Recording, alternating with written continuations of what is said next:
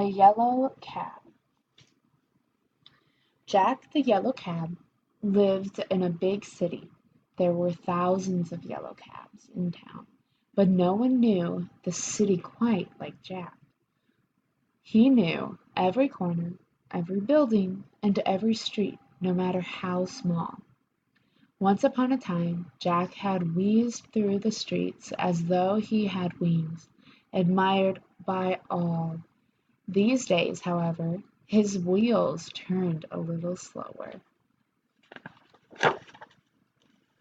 One day, around lunchtime, Jack was out on one of the major thoroughfares. The cars stood in lines, bumper to bumper, inching forward.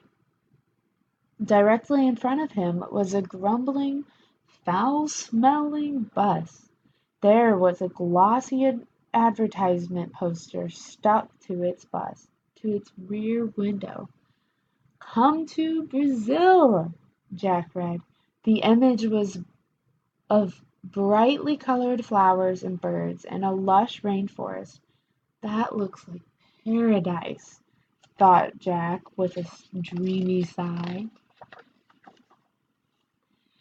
Jack could not take his eyes off the poster. All of a sudden it was as if he had wings again. He felt as he had all those years ago, when everyone had looked at him in awe. Turning at the next intersection, Jack took the long bridge out of town. But what was this? With no warning, the bridge suddenly gave way to a precipice.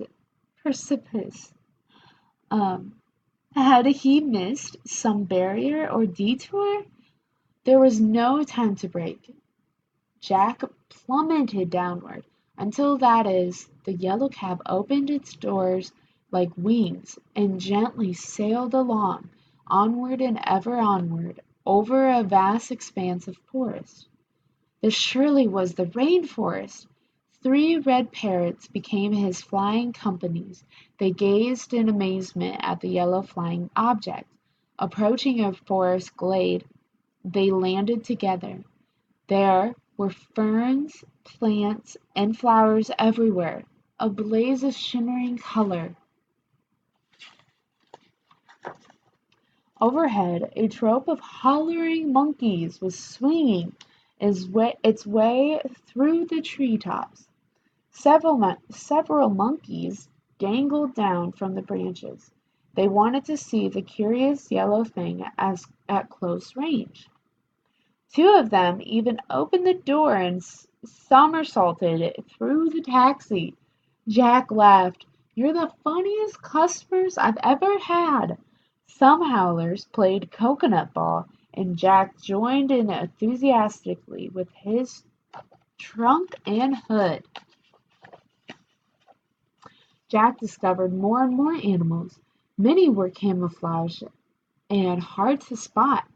This was especially true of the chameleon. He blended in perfectly with his surroundings, and Jack only noticed him by chance. As he approached, the creature changed colors, all gleaming yellow like a miniature taxi. Suddenly, however, the birds took flight as if on command. The howler monkeys, too, disappeared into the treetops. Jack could hear a deep rumbling, a noise that grew louder and louder. A gigantic yellow excavator burst into view through the undergrowth, with 2 other construction vehicles in tow. Jack was furious.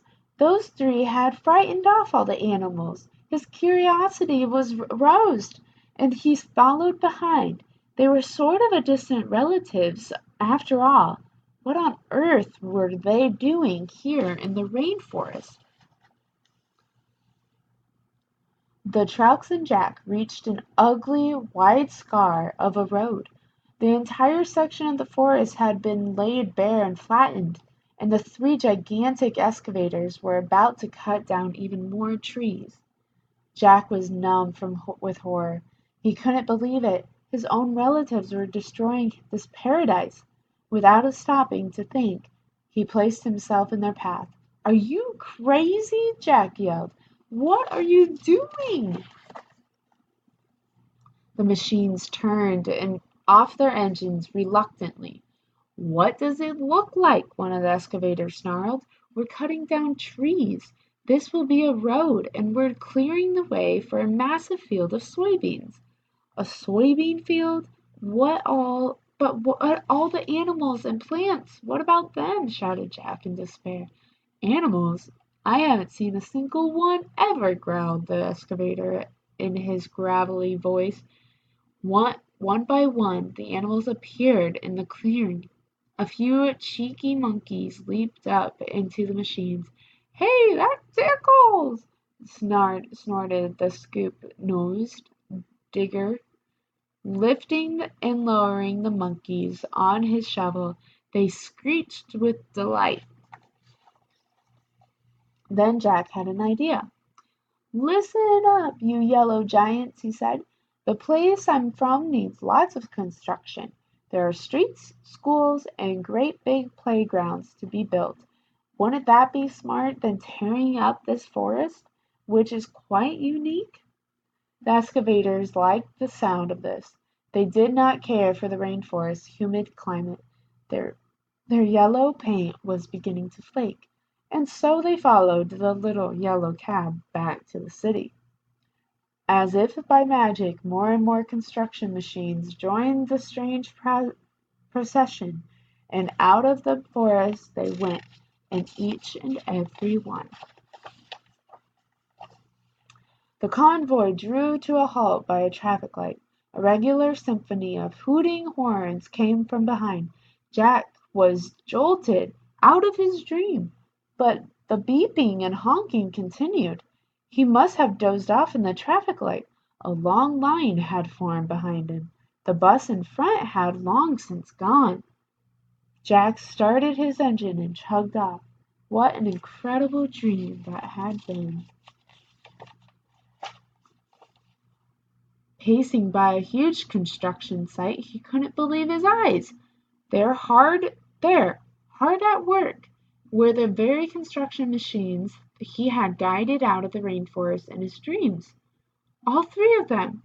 And when the large excavator gave a jaunty wave with his shovel, Jack nearly knocked over a no-entry blockade. Jack drove on happily. He checked his back mirror once more and grasped in amazement. There on the back seat lay a coconut.